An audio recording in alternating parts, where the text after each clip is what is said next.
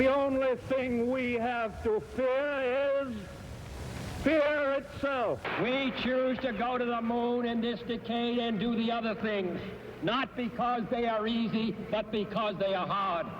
Mr. Gorbachev, tear down this wall. To this day, those words are almost instantly recognizable. But they're not just memorable lines from historic speeches. They serve to inspire the country, spur innovation, challenge the status quo even. In other words, they shape the world we're living in today.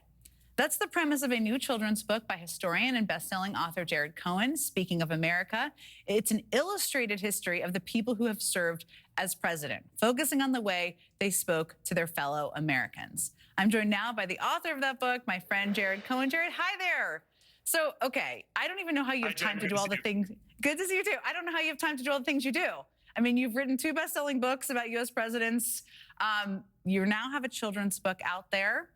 Why did you want to write this children's book? What are you hoping kids who read it take away from it? Well, Jen, for starters, I got my first children's book when I was 8 years old about presidents, and it catalyzed my love for history.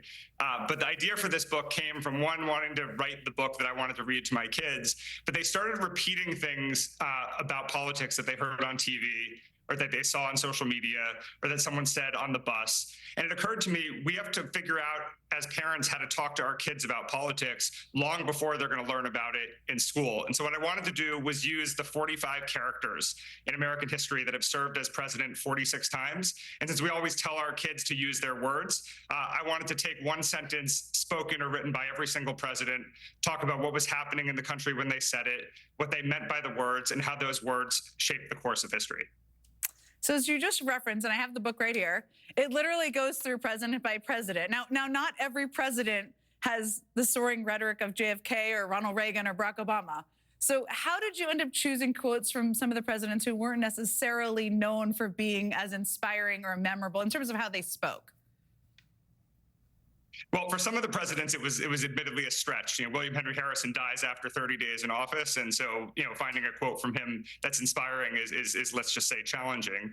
But there's recurring themes throughout history. Presidents spoke about civil rights and social progress. They spoke about innovation. They spoke about peace. They defended the country. They defended their policies.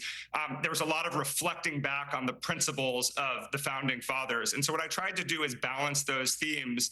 And look, the book is really, it's a story about America. It's the full arc of American history, but it's told through these diverse spoken words from all the men that served as president. And by the way, I also pick some quotes that are reminiscent of less positive times. So I used Nixon's resignation speech, but then I use Ford's, our long national nightmare is over, to show kind of acknowledgement of sin and forgiveness. I use Andrew Jackson's speech announcing the Trail of Tears, where the U.S. government got the authorization from Congress to forcibly remove Native Americans from their land so that America could expand. Because I thought it was important to show that words have both a positive and a complicated and negative impact, and the words that come out of the president from that bully pulpit are of major consequence, and no more true is that than today. You're a dad, I'm a mom, and I'm sure you've been also struck by this recent reporting about the decline of civic awareness in this country. I mean, not just among young people, but adults too. I mean, a survey last year found that less than half of U.S. adults could name the 3 branches of government, and that 1 in 4 could not name any. I literally did a badge for my daughter's Girl Scout troop on exactly this, and I hope they know it. That aside, that's in part because Americans have never agreed about what should be taught when it comes to our nation's history and government. That's part of it. I think that's what the explanation is. But do you see that as a big problem? And do you think books like yours could help young people, or are there any solutions you have to that challenge?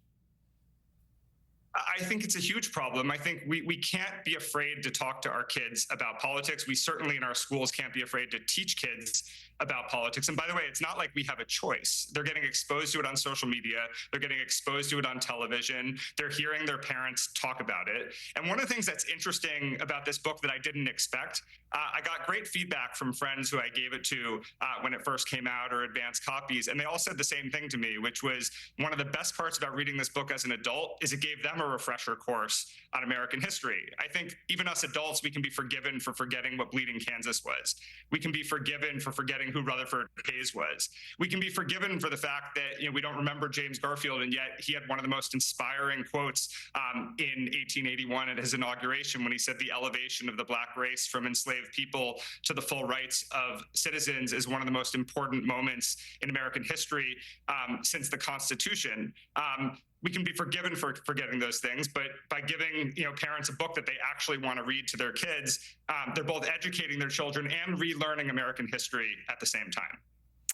Jared Cohen, anybody, if they're doing last-minute holiday shopping, birthday shopping, maybe they have a New Year's resolution that their kids should learn the presidents, they can buy this book wherever books are sold.